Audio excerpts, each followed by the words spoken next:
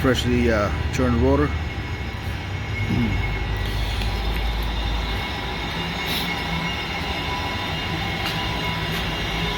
This is how I do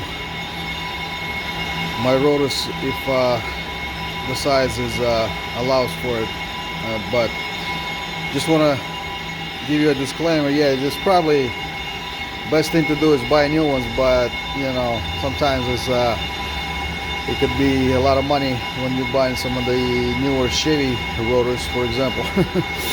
Crazy money on those, but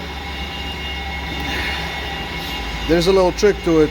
You can't just pop it in the chuck and go for it. You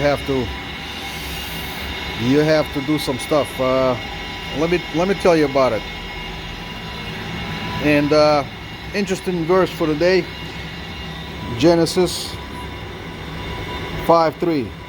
When Adam had lived 130 years, he became the father of a son in his own likeness, according to his own image, and named him Seth.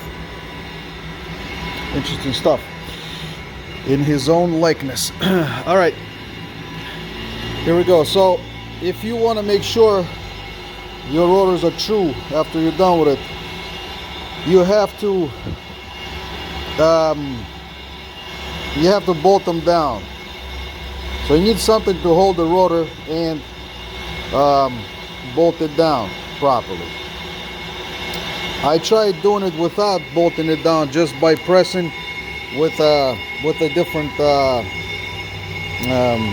with a chuck. Kind of use the 3 jacks to press against the flange, and they did not come out good. There was still a little play in them when I was driving the vehicle. But the way this is set up right here is they're perfect. So there's some dirt on it. That's why it's some dust. So basically, every time you take this out of the chuck and put it back in, you have to face the flange there. If you don't face it, it's not going to be straight. And when you turn them, do not take the rotor out. Just do not flip it. Keep it in the same position. Turn one side, turn the other side. If you can do both sides at the same time, it's preferable, because sometimes there might be the metal might actually warp a little when you're cutting it. So depends on the thickness of the rotor. So yeah, but slow it down. I have this thing at 555 divided by 2, so probably what, 250 something to 70 something. This is the low speed, so I'm running at low speed. Yeah, just slow it down.